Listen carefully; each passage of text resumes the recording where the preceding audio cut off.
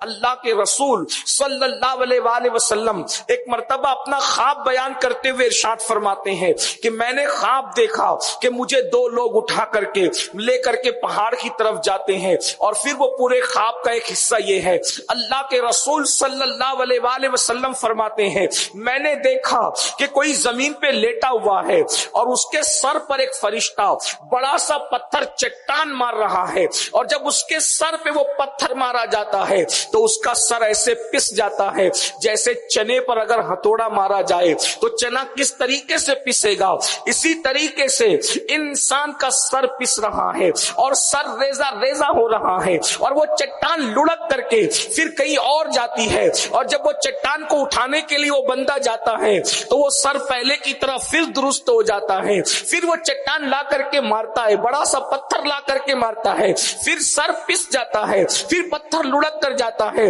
جب وہ پتھر کو اٹھا کر لاتا ہے تو اٹھا کر لانے سے جتنی دیر لگتی ہے اتنی دیر میں سر پھر درست ہو جاتا ہے۔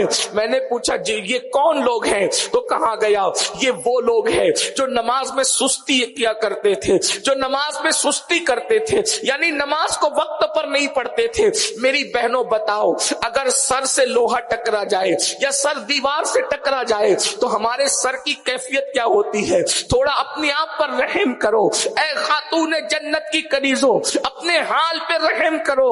ہم اللہ کے عذاب کو برداشت کرنے کی طاقت نہیں رکھتے، ہم اللہ کے عذاب کو برداشت کرنے کی قوت نہیں رکھتے۔ اللہ کی بندیوں ذرا سوچو تو صحیح، جب نماز نہ پڑھنے کی وجہ سے، سجدہ نہ کرنے کی وجہ سے، اللہ کی بارگاہ میں سر نہ جھکانے کی وجہ سے جب اسی سر پر پتھر پڑیں گے اور سر کچلا جائے گا پتھروں سے تو کون بچانے کے لیے آئے گا؟ میری بہنوں کسی کو خبر ہی نہیں ہوگی۔ اس مکار بیکار فریبی دنیا کا حال یہ ہے، اگر مصیبت میں کوئی گرفتار ہو جائے اور خبر ہوتی ہے تو بھی انسان کہتا ہے مجھے معلوم ہی نہیں پڑا، معلوم پڑتا تو ہم آ جاتے۔ آپ بتائیں جب لوگوں کو خبر ہوتی ہے تو لوگ مدد نہیں کرتے، جہنم میں تو کسی کو خبر بھی نہیں ہوگی۔ میرے امام کہتے ہیں ان کے سوا رضا کوئی حامی نہیں جہاں گزرا کرے پسر پہ پدر کو خبر نہ ہو۔ وہ مقام ہے جب بیٹے پہ گزرے گی تو باپ کو خبر بھی نہیں ہوگی، اور جب کسی کو خبر ہی نہیں ہوگی تو کوئی مددگار کیسے ہوگا؟ اگر خبردار کوئی ہوگا اور مددگار بھی کوئی ہوگا تو وہ ایک ذات ہے، وہ محمد الرسول اللہ مصطفیٰ جان رحمت صلی اللہ علیہ وآلہ وسلم کی ذات ہے۔ اے خاتون جنت کی کنیزوں، مگر وہ رسول بھی ارشاد فرماتے ہیں کہ جو نماز کو چھوڑ دیتا ہے قیامت کے دن اس کے ساتھ میرا کوئی وعدہ نہیں ہے۔ میری بہنوں آپ کھانے پکانے کے لیے کچن روم میں گھنٹوں گزارتی ہو، اپنی سہیلیوں کے ساتھ بیٹھ کر گھنٹوں گپ شپ کرتی ہو، سیریل بھی دیکھتی ہو، فلمیں بھی دیکھتی ہو، اس کے لیے وقت نکال لیتی ہو، مگر میری بہنوں آج اس سنی اجتماع میں ہماری گزارش یہ ہے آپ کو اللہ کا واسطہ ہے آپ نمازی بن جائیے۔ ایک وقت کی نماز کے لیے صرف 10 منٹ کا ٹائم لگتا ہے، میری بہن نماز کی طرف آئیے۔ میری بہنوں دیندار بننا ہے تو دیندار بننے کا سب سے پہلا زینہ نماز ہے۔ اگر تم نماز پڑھو گی تو دھیرے دھیرے خود ہی اللہ کے قریب ہو جاؤ گی، دین کے قریب ہو جاؤ گی۔ اور میری بہنوں نماز اگر نہیں پڑھو گی تو آپ نے عذاب کی ایک شکل سنی ہے، اس کے بعد میں آپ کو بتاؤں اللہ کے حبیب علیہ الصلوۃ والتسلیم فرماتے ہیں مرتے وقت سب سے زیادہ اگر کسی کو تکلیف ہوتی ہے تو بے نمازی کو تکلیف ہوتی ہے، بلکہ ایک شکل بتائی گئی کہ بے نمازی کو مرتے وقت اللہ اتنا پیاسا کر دیتا ہے، اتنا پیاسا کر دیتا ہے کہ اللہ اکبر، کہ اگر اس کے حلق کے اندر 7 سمندروں کا پانی بھی نچوڑ دیا جائے تو بھی کوئی اس کی پیاس کو نہیں بجھا سکتا۔ میری بہنوں بتاؤ 10 منٹ کس کو کہتے ہیں؟ اگر انسان منہ میں پان رکھے تو پان بھی انسان 10 منٹ میں نہیں چباتا، پان کھانے میں بھی 10 منٹ سے زیادہ کا وقت لگتا لگتا ہے, کھانا کھانے میں بھی 10 منٹ سے زیادہ کا وقت لگتا ہے. اپنے آپ پر رحم کرو, اپنے حال پہ رحم کرو. اگر اللہ کے عذاب سے اپنے آپ کو بچا کر جنت کی راہ کا مسافر بنانا ہے تو آج یہ عہد کرو کہ نماز کی پابندی کرو گی. میری بہنوں یاد رکھو. اور آئیے علامہ عثمان ابن حسن نے ایک روایت نقل کی ہے, اب اس کو ذرا دھڑکتے ہوئے دل سے سن لیں. بے نمازی کا انجام کیا ہے, پھر ہم دوسرے فرائض کی طرف چلیں گے تاکہ آپ کو اس کی بھی اہمیت پتا چلے. اللہ اکبر. دور رسالت ہے, اللہ کے رسول علیہ السلام کا ظاہری دور ہے. مصطفیٰ جان رحمت صلی اللہ علیہ وآلہ وسلم کے ارد گرد صحابہ جھرمٹ کیے بیٹھے ہوئے ہیں. اتنے میں ایک جوان روتے ہوئے آتا ہے. اللہ کے رسول صلی اللہ علیہ وآلہ وسلم کی عادت تھی, حضور کسی کو روتا ہوا نہیں دیکھ سکتے تھے, کسی کی آنکھ میں آنسو نہیں دیکھ سکتے تھے. میرے آقا کی عادت تھی جس کو بھی روتے ہوئے دیکھا آقا بے چین ہو جاتے, سرکار بے قرار ہو جاتے. اس جوان کو روتے ہوئے دیکھا تو اللہ کے رسول نے پوچھا, اے جوان کیوں رو رہے ہو, رونے کی وجہ کیا ہے؟ وہ جوان عرض کرتا ہے, یا رسول اللہ صلی اللہ علیہ وآلہ وسلم میرے ماں باپ آپ پہ قربان. یا رسول اللہ آج میرے ابا کا انتقال ہو گیا ہے, میرا بابا مر گیا ہے. آقا مگر ہم دیہاتی لوگ ہیں, ہم دیہات میں رہتے ہیں اور ہمارے یہاں میرے باپ کو نہ کوئی غسل دینے والا مل رہا ہے, نہ کوئی کفن پہنانے والا مل رہا ہے, نہ کوئی نماز جنازہ پڑھنے والا مل رہا ہے. اتنا سننا تھا, آقا کو اس پہ رحم آ گیا اور اللہ کے رسول علیہ السلام نے پوری محفل پہ نظر ڈالی. تو محفل پہ نظر ڈالنے کے بعد میرے آقا نے صدیق اکبر اور فاروق اعظم سے فرمایا, تم دونوں اٹھو, جاؤ اور اس دیہات میں پہنچو اور پہنچ کر کے اس کے باپ کو غسل دو, اس کو کفن اپنے ہاتھ سے پہناؤ اور اس کی نماز جنازہ پڑھو. دیکھو یہ صحابہ کے سردار ہے, شیخین کریمین صدیق اکبر اور فاروق اعظم. ابھی ولی نہیں, ولیوں سے بڑا مقام, ولیوں سے بڑا مرتبہ, غوث کتب اور ابدال قلندر سے بڑا مرتبہ ان لوگوں کا ہے. آقا نے ان کو فرمایا, وہ دونوں چلے. جیسے ہی دیہات میں پہنچے, پہنچنے کے بعد اس کے باپ کی میت پر چادر پڑی ہوئی تھی. دونوں نے غسل دینے کے لیے جیسے ہی چادر ہٹایا تو دونوں کی چیخ نکل گئی, پیروں کے نیچے سے زمین نکل گئی. کیوں؟ اس لیے کہ جیسے ہی چادر ہٹایا تو کیا دیکھا, جسم تو پورا انسانوں کی طرح تھا مگر منہ کالے سور کی طرح ہو گیا تھا, منہ کالے خنزیر کی طرح ہو گیا تھا. اے خاتون جنت کی کنیزوں, یہ کوئی کہانی نہیں ہے, یہ کوئی قصہ نہیں ہے, یہ علامہ عثمان ابن حسن جیسا محدث اپنی کتاب میں لکھ رہا ہے. اللہ اکبر. صدیق اکبر نے دیکھا کہ منہ سور کی طرح ہو گیا, وہ بھی کالے سور کی طرح, کالے خنزیر کی طرح ہو گیا.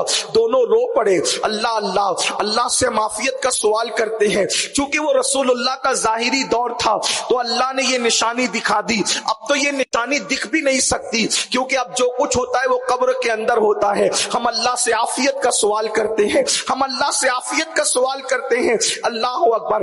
ایک قاصد بھیجا گیا, یا رسول اللہ اس کا منہ تو کالے سور کی طرح ہو گیا, اس کو کیسے غسل دے, اس کی نماز جنازہ کیسے پڑھے, اس کو کفن کیسے پہنائے. میرے آقا علیہ السلام نے جب یہ سنا تو اللہ کے رسول خود تشریف لائے اور آنے کے بعد اللہ کے حبیب علیہ السلام نے دیکھا کہ چہرہ اس کا سور کی طرح تھا, کالے خنزیر کی طرح تھا. آقا بھی رو پڑے. حضور علیہ السلام کی آنکھوں میں آنسو آ گئے. میرے آقا نے ہاتھ اٹھائے اور دعا کی, اللہ اس کا چہرہ درست کر دے مولا. اللہ نے اس کا چہرہ درست کر دیا.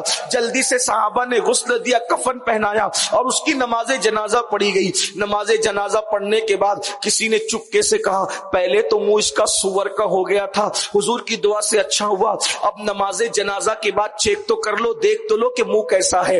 جب نماز جنازہ کے بعد چہرہ دیکھا گیا تو کفن کے اندر پھر سے چہرہ کالے سور کی طرح تھا, کالے خنزیر کی طرح تھا. واپس سے چہرہ بدل گیا. حضور علیہ السلام بھی رو پڑے, سارے صحابہ رو پڑے. میری بہنوں سوچو تو صحیح, اللہ نہ کرے جنازے میں کسی کا منہ کالے سور کی طرح ہونا تو دور کی بات ہے, اگر جنازے میں کسی کا منہ صرف کالا ہو جائے تو اس وقت لوگوں کے درمیان کتنی رسوائی ہوگی, کتنی ذلت ہوگی. اللہ اکبر.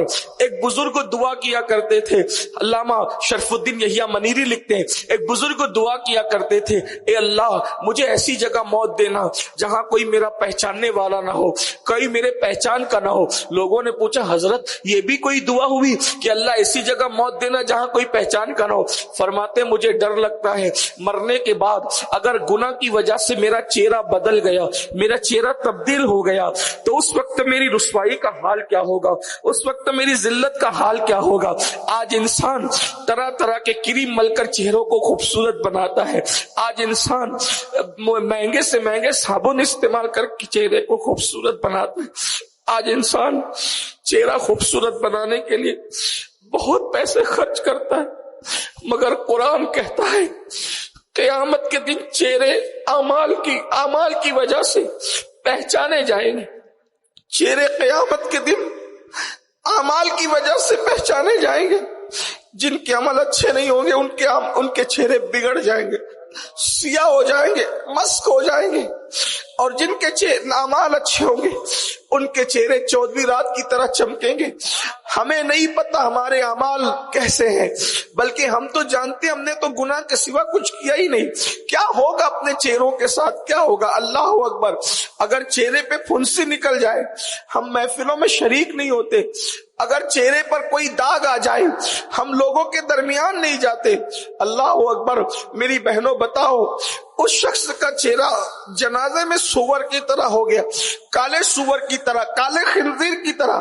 سب صحابہ رو پڑے اور اس کے بعد عرض کی یا رسول اللہ اس کا چہرہ کیوں سور کی طرح ہو گیا ہے؟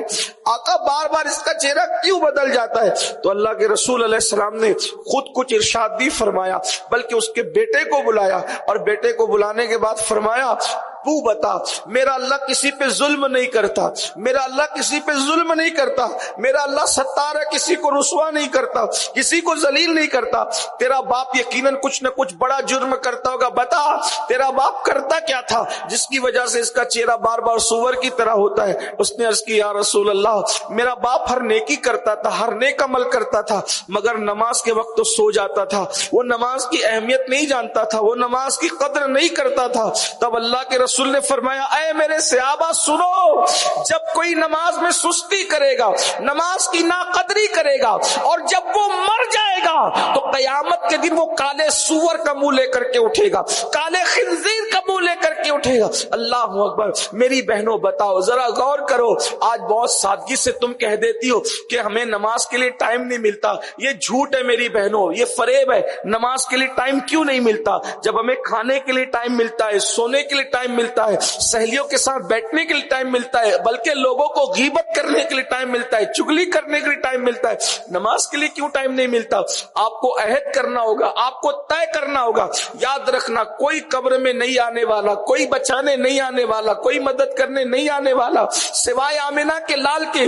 اور انہوں نے بھی فرما دیا جو نماز چھوڑ دے اس کے ساتھ میرا کوئی وعدہ نہیں ہے. اس لیے میری بہنوں اپنے آپ کا بھلا چاہو, اپنے آپ کا بھلا چاہو, اپنے آپ کی خیر خواہی کرو, اور صرف 10 منٹ کا ٹائم ہے, صرف 10 منٹ کا وقت نکالو, 10 منٹ کا ٹائم نکالو اور نماز پڑھو. 5 وقت کی نماز کے لیے صرف 50 منٹ لگیں گے. انشاءاللہ دنیا بھی سنور جائے گی, آخرت بھی سنور جائے گی. اور ایک بات میں آپ کو بتاؤں, جب میری بہنوں تم نماز پڑھو گی تو تمہارے بچے بغیر بولے نماز پڑھیں گے. آپ کے بچوں کو بولنا نہیں پڑے گا. ماں کو سجدہ کرتے دیکھ کر بچے بھی سجدہ کرتے ہیں, اس لیے نماز کی طرف آؤ.